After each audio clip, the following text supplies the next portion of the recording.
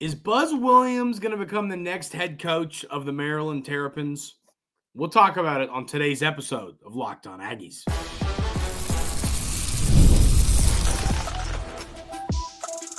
You are Locked On Aggies, your daily podcast on the Texas A&M Aggies, part of the Locked On Podcast Network, your team every day.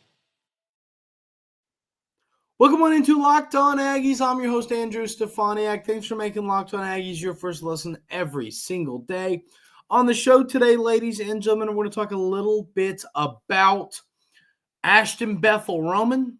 I think that he's off to a hot start in camp so far, and I think he's got a high upside. I think he's a player that is going to break out for the Aggies this year. We'll talk about that at the tail end of the show. We're going to talk about Coach Early and this baseball team, and I mean, I don't know what to say at this point. My comments are going to get a lot more serious today. Let's just say that. But we're going to start the show talking about the rumors that Buzz Williams is a name to watch for the Maryland job. So this Maryland job has been like the biggest offseason, even like during the NCAA tournament. Like it's been one of the more interesting things going on, because of what happened with Coach Willard, and like he takes this great Maryland team to the Sweet 16, but the whole time his foot's out the door and all that. And it was just like the way that Will Wade handled that at McNeese before he went to NC State was the right way to handle that. I think if you're going to do that, he told his players, they fought, they battled around him, and they won a game. And I think Coach Willard was really, really weird in this situation. So this article from Isaac Trotter, who's a guy I really respect over at CBS Sports, really good at his job. And he wrote, here's what he said about Buzz around this job. It says, Williams is pushing hard for the job, according to Jeff Ehrman of Inside Maryland Sports. The 52-year-old coach in the Big East at Marquette. He coached in the ACC at Virginia Tech. He's coached in the SEC at Texas A&M. All that's left is the Big 12 and the Big 10 to complete the high major quintet.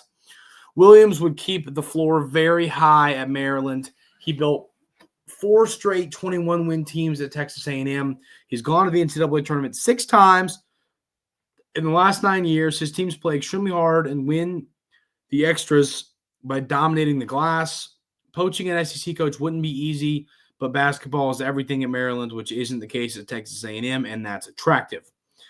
Williams in the DMV could be a bit awkward, but he's built competent rosters all over the country in the portal era. Does familiarity with the locals even matter that much anymore? Also, there'd be a real coaching carousel implications if Maryland was able to snag Williams. So, I mean, I don't know what else to say right now other than, like, if you ask me, Andrew, is there fire coming behind the smoke here? I'd say I think so. I mean, Buzz Williams has, throughout his career, kind of taken weird career jumps. So, I mean, he goes from he's at Marquette for a while. He then leaves Marquette to go to Va Tech, leaves Va Tech to go to A&M to Maryland. I mean, so someone called, is A&M to Maryland? Maryland has history in basketball. I mean, that's the reality. I think that, I mean, not a lot. They won a ship in 2002, I believe. I looked it up. And, I mean, there's some history in their basketball program, but it's been a while. I mean, and then now they've made tournaments, but they haven't, like, made deep run success in a while. And I think that it's a program that wants that success back. And I think Buzz Williams has proved that he can bring success to a program. So, I mean, you know, now Maryland get ready to learn, not much offense and all that. I mean, we've discussed that, but I think that Buzz Williams, I'm not happy with Buzz Williams leaving. I've seen a lot of folks, and this happens everywhere, but a lot of folks now that Buzz's name is you know, kind of surrounding this Maryland job are saying, we don't want Buzz anyway. Buzz isn't that good of a coach, and he hasn't done anything here, and to heck with him and all that. I'm not behind that. Buzz Williams is a heck of a basketball coach. He's brought, Texas A&M basketball program that doesn't have a ton of rich history, and he's taken them to the tournament. He's been successful. He's been really good, and this team's been good, and it's been fun. He's had fun players that we've loved at this university, and it's been great. But, I think that if Buzz leaves, you need to look for a coach. I don't think Buzz. You can say what you want. Say what you want. He's using the portal, but I don't think he's doing that good of a job. Now, Texas A&M, it's just for basketball. We're talking about basketball. Remember, we're talking about basketball. It has been, he hasn't gotten any of those elite transfer portal players, and I don't totally blame him for that. I don't think it's the easiest thing in the world. I mean, when it's funny, like, when I see Texas A&M in the Final Five, and this is last cycle, and I've seen it so far this cycle, when you see Texas A&M listed as one of the final 10 names, or one of the final 3-4 names for a player, you don't see a lot of Kansas, Duke, Kentucky, North Carolina, and Texas A&M. It's a lot of like smaller schools in Texas A&M, and that's kind of Buzz has been fighting the good fight for transfers, and I don't know if I totally blame him, but if Texas A&M is going to become an elite, like a legitimate program, we got to start getting better transfers, and we have the money to do it now. I know a lot of the money obviously goes to the football program, but I don't know. I just think that Maryland wants to this is what I'll say. I think Maryland wants to put more into basketball than Texas A&M does. I think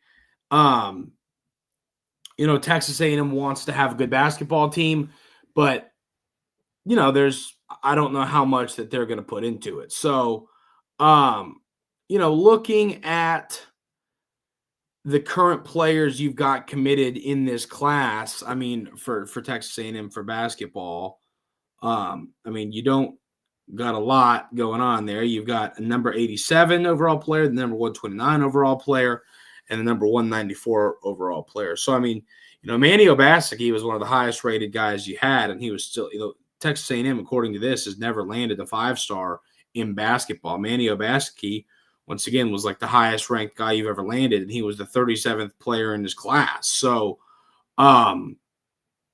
Texas A&M does not have a great history of recruiting at a high level. But I think that in today's age of college basketball, you can still win, and that's why Texas A&M has been good. Heck, they were, you were a good team this year. You made the round of 32. You potentially should have made it further than that. A bit of a collapse against Michigan, but I think that this Texas A&M basketball program, it's going to be okay. I'm still excited about the future if Buzz stays. Y'all know what I believe needs to happen if Buzz stays. If Buzz stays, I think they need to go get players that can give you more of an offensive output. We know that Buzz is a defense and rebounding-oriented coach, but at the end of the day, while that stuff matters and that stuff can get you a 4 seed and can get you to be a good basketball team, you still got to find a way to score some points. And that's why I think that I want to see him get more offensive guys. And if Buzz does leave, whoever they go get to replace him, I want to see a coach that has a balanced team, that they're, a top 25 in KenPom in both offense and defense. They're good all over the place. They're not just a good offensive team. They're not just a good defensive team. They're not just a good rebounding team. They are solid at every aspect of basketball. That's the type of team that I want. So I want Buzz to go get more offensive guys if he sticks around. But if Buzz does leave and takes this Maryland job, which I'll tell you this, and once again, I'm not trying to be a hater, but they've got more history. I don't like how Buzz kind of does the thing where he's here for a few years and then it's almost like he gets bored and he goes to a new job. It's what it kind of feels like.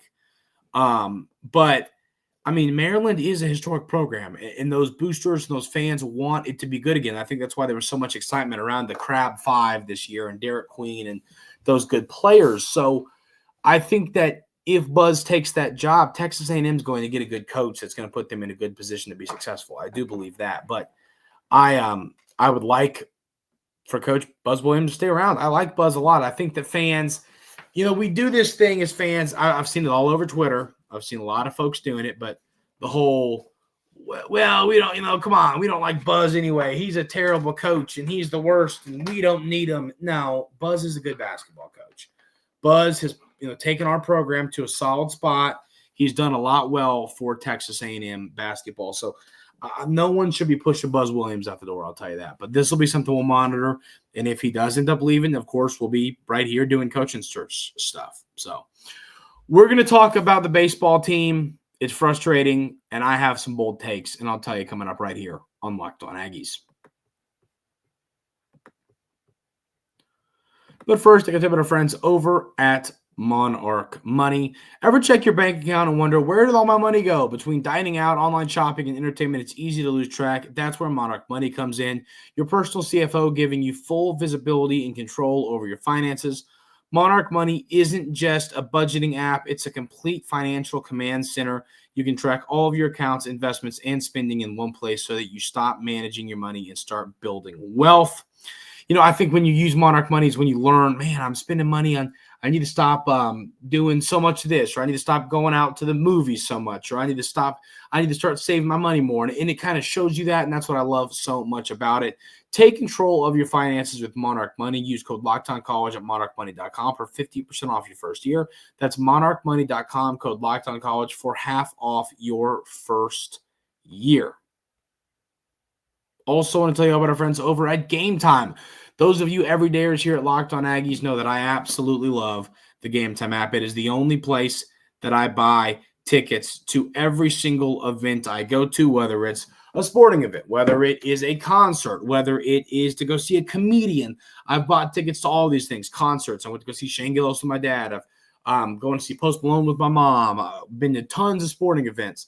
And I always get my tickets on Game Time. I absolutely love the Game Time app. And I promise if y'all check it out, you will as well. Download the Game Time app, create an account, and use code LOCKEDONCollege for $20 off your first purchase. That's Locked On College for $20 off. Download Game Time today. Last minute tickets, lowest prices guaranteed.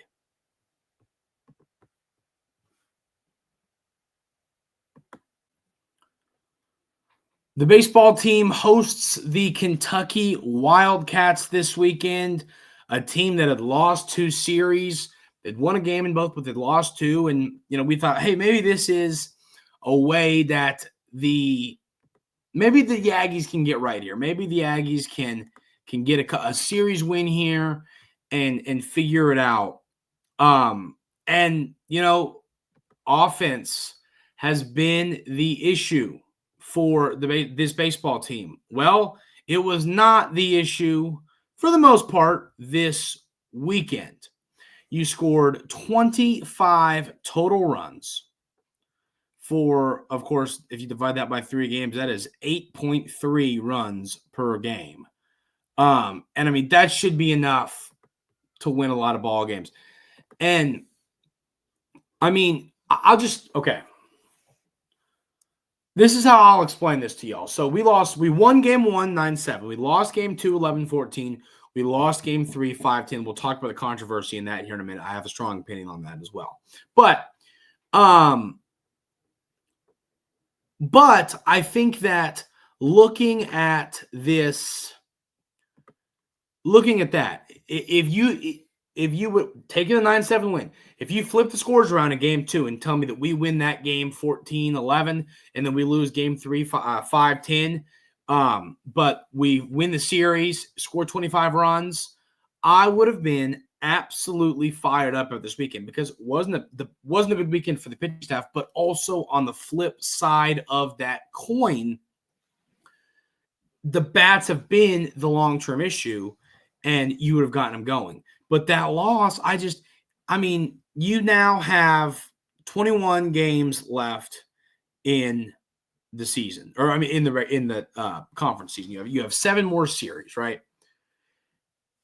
I don't know how you come back from a 1-8 start. If you win all of those series, you would that be 14-7? Yeah, you'd be 14-7. So 14 plus 1. We have one win is 15. So that means if we win every single series, 2-1, we would finish 500 in SEC play. I mean, that's what I'm talking about. I think we've dug ourselves too deep of a hole. And I mean, for Coach Early, I don't want to be this guy. I don't want to be that guy that's so quick to sit here and say, well, get rid of him, right? Because sometimes coaches need time, but he was handed a great roster, a great roster that stuck together because of him. And I mean, if he turns this thing around, he's going to get another year. I think regardless of what happens. I mean, if they finish 1-29 in SEC play, no, he'll probably not get another year. But I mean, I think that he might end up getting another year. But I mean, he's got to prove this quickly because it is not worked.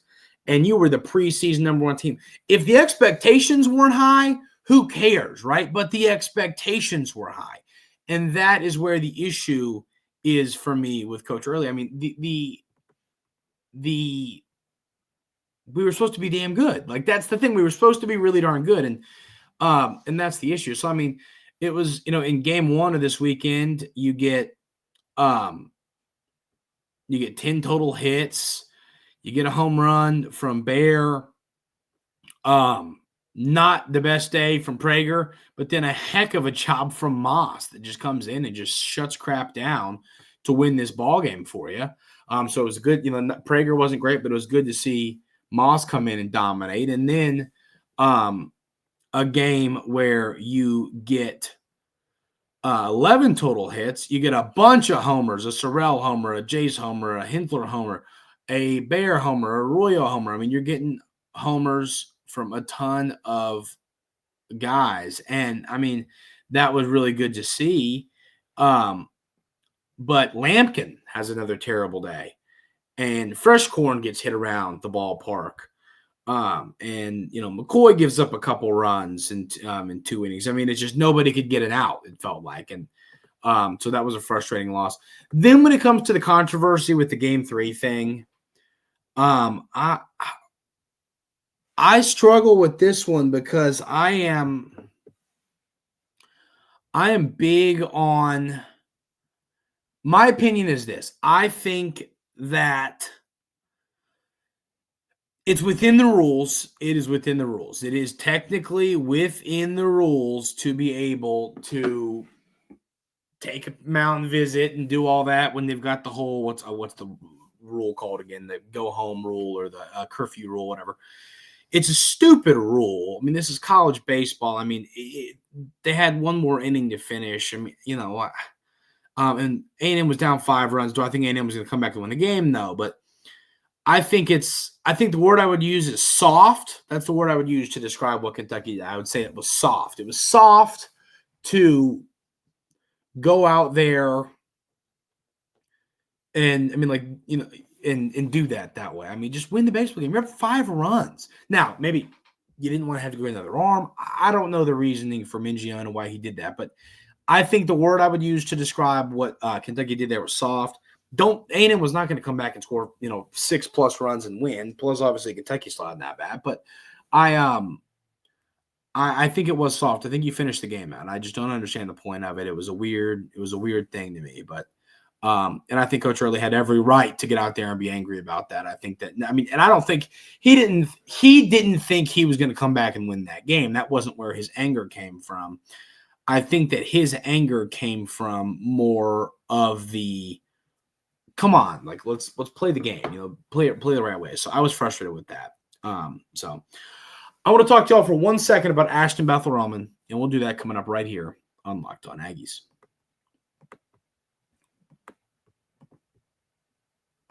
But first, don't forget our friends over at Supply House. Get the supplies you need from the site made for skilled trades. Supply House, whether you're into plumbing, HVAC, or electrical work, Supply House is the reliable way to order products online. Their easy-to-use website is packed with helpful resources and the latest product info to help you get your job done right. Plus, with a competitive inventory of over 200,000 parts from 400-plus top brands, you'll find exactly what you need delivered fast from coast to coast. Need help with an order? Supply House offers expert support and industry-leading service, so you'll always talk to a real person. And for trade pros, look for an extra edge for their free Trade Master programs, like a dedicated phone line, free shipping, discounts to order, thousands of skilled professionals, and everything. Join the Trade Master program today at supplyhouse.com/TM and start ordering plumbing, HVAC, and electrical supplies with just a few clicks. Plus, use promo code SH5 for 5% off your first order. That's supplyhouse.com. Also, want to show you all our promo for the bracket breakdown between Locked On and Amazon Fire TV. The NCAA tournament is here, and so is the bracket breakdown. Locked On Podcast Network and Amazon Fire TV channels are teaming up to deliver NCAA tournament coverage like never before. Watch studio shows featuring former players and Locked On's local experts as they guide you through every upset, buzzer beater, and bracket matchup. Stream it all for free on Amazon Fire TV channel. Search Bracket Breakdown to see it all for free. It's your team every day.